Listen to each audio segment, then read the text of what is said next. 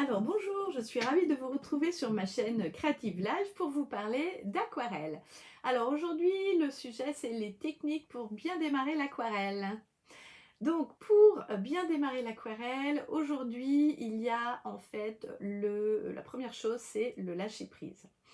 La première chose, pourquoi je vous parle du lâcher prise? Parce que en fait, on a beaucoup d'attentes régulièrement et en fait, on, s'imagine tellement de choses qu'on en oublie, l'essentiel. Donc, si vous imaginez que vous allez être, une super, star de l'aquarelle, si vous imaginez que vous allez faire, des expositions partout dans le monde, si vous imaginez que, en fait, vous allez pouvoir être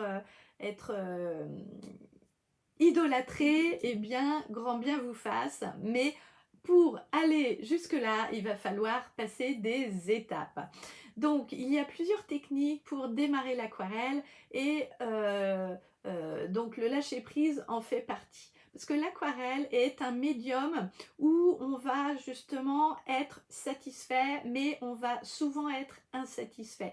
Parce que l'aquarelle, en fait, ne va pas pouvoir être contrôlée. L'aquarelle, en fait, elle se compose de pigments, d'eau, de pinceaux et il y a en fait plein de paramètres qui vous permettent de ne plus contrôler en fait ce médium. Alors, la première chose à faire quand on démarre la technique, c'est en fait avoir une palette de couleurs. Donc cette palette de couleurs va regrouper différentes couleurs, comme son nom l'indique, et elle va être là pour vous soutenir. La deuxième chose qu'il faut pour démarrer l'aquarelle, c'est un pinceau.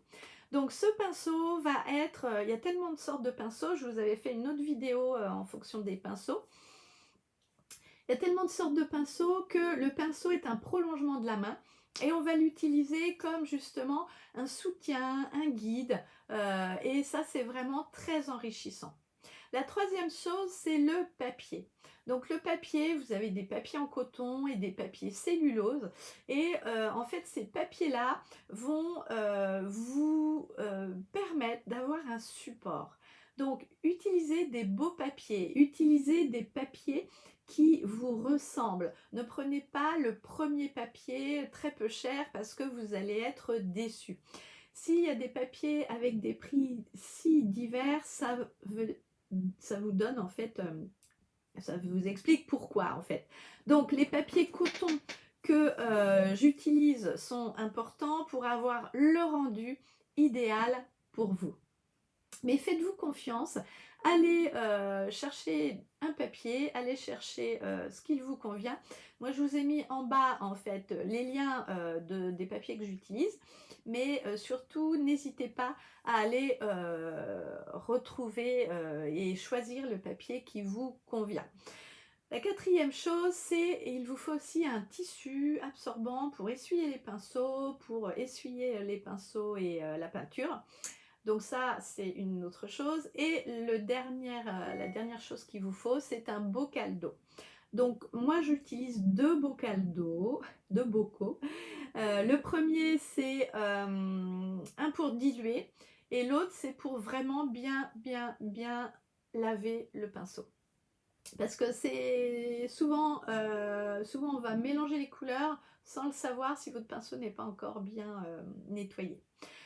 Donc ces techniques-là, avec tout cet ordre en fait et cette structure, vous allez pouvoir vous entraîner à l'aquarelle, vous allez pouvoir retrouver votre créativité, développer votre élan créatif pour affiner en fait un bien-être, pour affiner aussi vos objectifs même professionnels parce que ça va éclabousser sur en fait toutes les zones de votre vie.